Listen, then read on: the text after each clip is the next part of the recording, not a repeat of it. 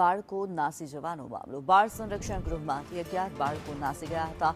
પોલીસે 7 બાળકોને શોધી કાઢ્યા। 4 બાળકોની શોધખોળ હજુ યથાવત છે, ત્યારે રાજકોટ, કચ્છ, મધ્યપ્રદેશ, ઓડિશા સુધી તપાસ હાથ ધરવામાં આવી। માસ્ટર માઇન્ડ તરીકે 16 વર્ષીય એક સગીર હોવાનો ખુલાસો થયો છે। સગીર પર સીસીટીવી તોડવાનો પણ આરોપ છે।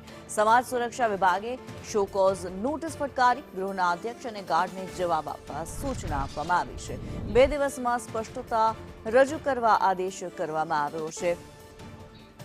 મયુર સોની વધુ વિગતો સાથે લાઈવ જોડાયેલા છે। મયુર, જે 11 બાળકો નાસી છૂટવાનો જે મામલો સામે આવી રહ્યો છે, શું છે સમગ્ર ઘટના અને હવે તપાસ કઈ દિશામાં?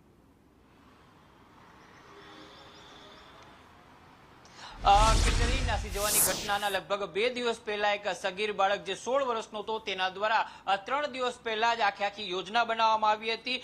રાજકોટના ઢેબર રોડ ઉપર બાળ સંરક્ષણ ગૃહ આવેલું છે, જેમાંથી એકાએક એક સાથે 11 જેટલા બાળકો છે નાસી ગયા હતા અને ત્યારબાદ પોલીસે અલગ અલગ ટીમો બનાવીને તમામ બાળકોને શોધવા માટેની કવાયત હાથ ધરી હતી। રાજકોટ શહેર પોલીસની કવાયતના કારણે 7 જેટલા બાળકો છે એને શોધી કાઢવામાં આવ્યા હતા। આ પૈકીના 7 બાળકો છે એને ફરીથી ઝોનલ ઓબ્ઝર્વેશન હોમ છે તેની અંદર ફરી પાછા મોકલી દેવામાં આવ્યા છે, પરંતુ હજુ પણ 4 બાળકો છે ગુમ હોવાની વિગતો સામે આવી છે। આ 4 બાળકો પૈકી કચ્છ, મધ્યપ્રદેશ, ઓરિસ્સા અને રાજકોટના બાળકો હોવાની વિગતો છે એ સામે આવી છે। ગઈકાલે મોડી રાત્રે એક બાળક છે એ મળી આવ્યો હતો અને તેને પણ અંદર હોમની અંદર મોકલી દેવામાં આવ્યો છે। ઉલ્લેખનીય છે કે રાજકોટના 16 વર્ષનો જે સગીર બાળક છે એને અહીંથી ભાગી જવા માટેની આખી યોજના બનાવી હતી।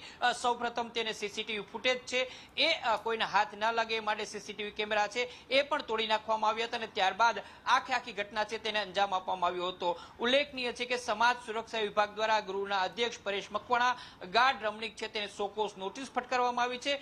2 દિવસની અંદર સમગ્ર કેસ મામલે ખુલાસો પૂછવામાં આવ્યો છે। આ સાથે જ રાજકોટ શહેરની અંદર જે સગીર છે તેના વિરુદ્ધ થોરાડા પોલીસ મથક છે તેની અંદર અગાઉ મારામારીનો જે ગુનો દાખલ થયો હતો એ સગીર દ્વારા આખો મામલો છે તે કરવામાં આવ્યો। આખું કાંડ તેના દ્વારા કરવામાં આવ્યાની વિગતો છે એ પ્રાથમિક તપાસની અંદર સામે આવી છે। કિન્નરી, જી ધન્યવાદ મયુર આ માહિતી માટે।